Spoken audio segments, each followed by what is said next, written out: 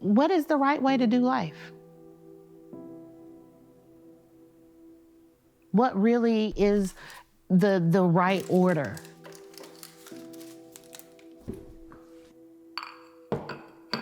What my dad would have thought. You know, you go to college, you graduate, then you get married, and then you have the baby, and then you, but all of that, the baby came in college, and then the marriage came 4 years after that, and you know, it just, yeah, there was no nest egg, there was no plan, there was no, you know, it wasn't the thing that he felt like he could go and brag to all his, I've got a grandbaby on the way. This was embarrassing to him. I wasn't supposed to do that. I wasn't supposed to go down that path.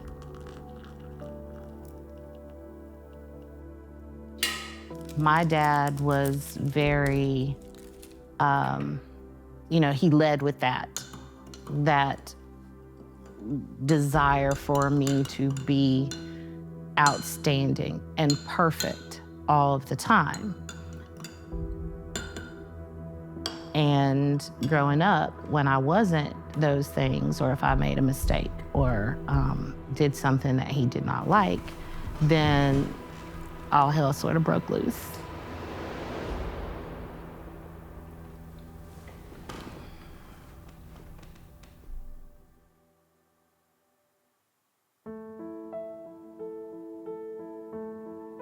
It sort of trained me to have this unrealistic expectation of perfection for myself that literally is impossible to attain. With all of that, no, I was still feeling like I had laid a foundation of things in my life that this struggle is the punishment for that. This is why life is hard, because I did it all out of order and didn't do it the way everybody told me to or expected me to. So there was no forgiving of myself in that moment. I remember during that time, I think my husband and I had gotten down to one car, and we're trying to carpool, get the kid to school. He's got to get to work. I'm trying to get to work. We got to get to work at different times, and then not have the excuse of at work, we can only afford one car. And now you're not dependable if you can't get where you need to be on time. I needed all of that to get to the place that I'm at right now, which is, you know, I know how to struggle. I can live and survive through it. I also know how to prosper. And in those blessings, I try to be a blessing to anybody and everybody else who might need my help.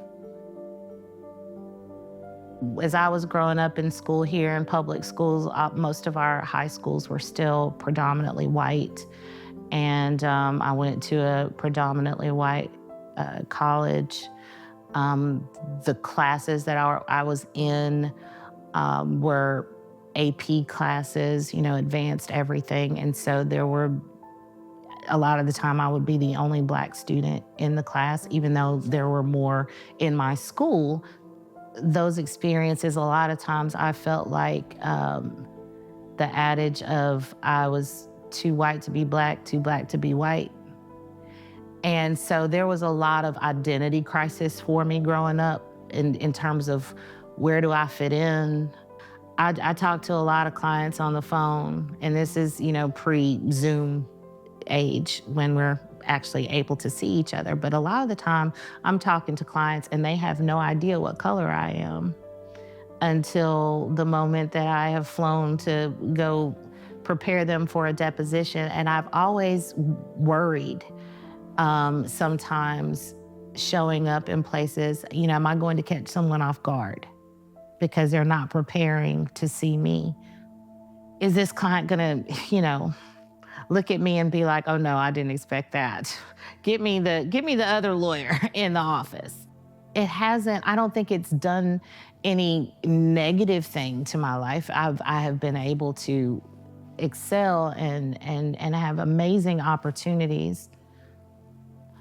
But then, you know, you internalize what just happened in the recent presidential election, and you would watch a woman like Kamala Harris, who not only has to sort of justify what she identifies and how she identifies, but then also sort of be couched and labeled and described as an unqualified diversity hire. Well, that's only feeding into the doubt I already have.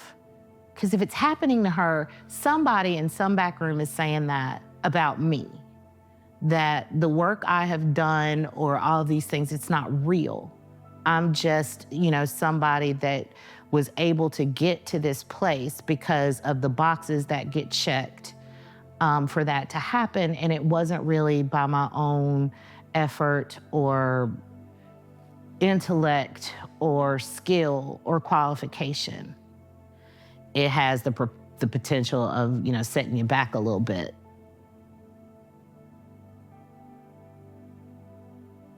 Everybody has an opinion about who or what you should be. And I've let that sort of drive, I think, a lot of my decisions. And so I am getting increasingly comfortable with first, Danielle, and totally asking myself, what do I want out of this life? And then actively doing the things that help me get there. And a happier me is a happier environment for anybody around me. I can be a better mom. I can be a better wife. I can be a better lawyer. I can be a better mentor. And that's what I want. And I'm ready to stop trying to chase all the things that I think were really more geared to what others thought I should be or do. I think for me, part of starting to get to this place was to establish some boundaries. And that starts with no. I've had to learn to say no. And it just be that, no with a period. Not no, but I really wish I could, you know, it's sometimes it just needs to be no. I have a team at home with a husband and kids. I have a team at work with, you know, my partners and my associates and my staff. And, you know, I think when we work on utilizing the team better so that nobody feels like the weight of all of the world is just squarely upon their own shoulders.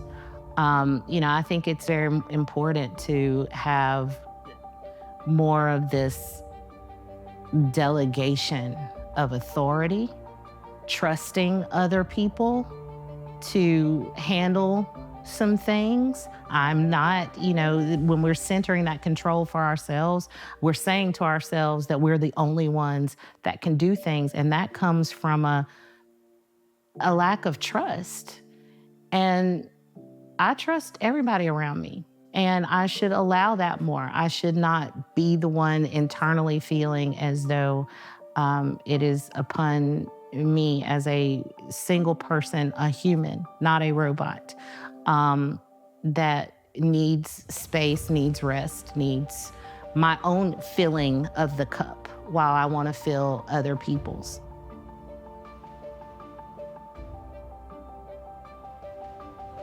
Some of the most beautiful people I know are also some of the most flawed.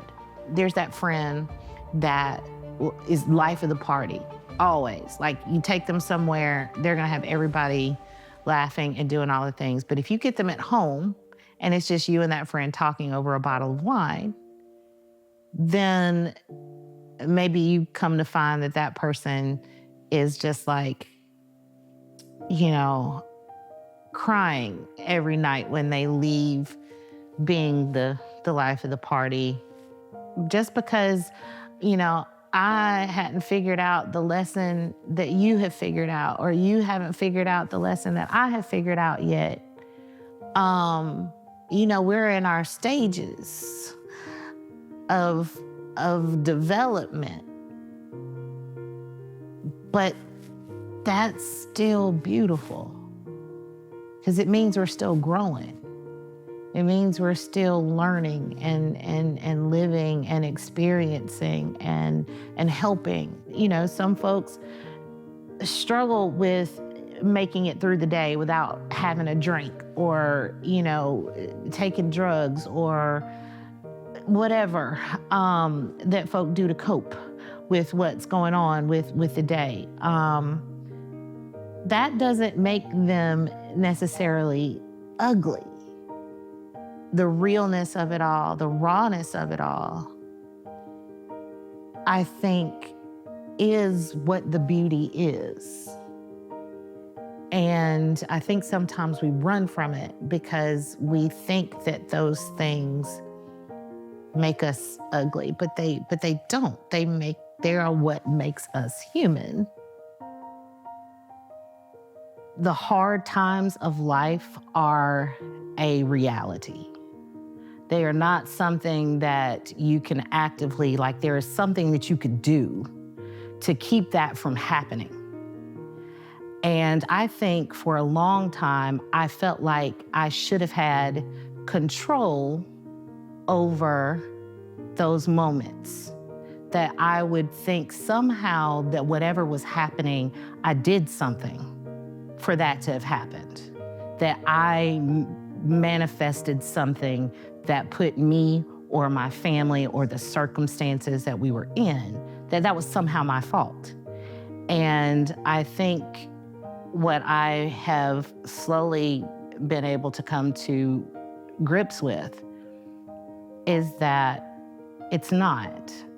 And even if it was probably something that needed to happen so that I can experience the next level of growth that I need, so that I can have some level of peace in my circumstances, even if they're tough. I'm living life like everyone else. And I think ultimately settling on the fact that there's a beauty even in the struggle, but it's not for me to control all the time. And letting that go is peaceful. It can create a sense of peace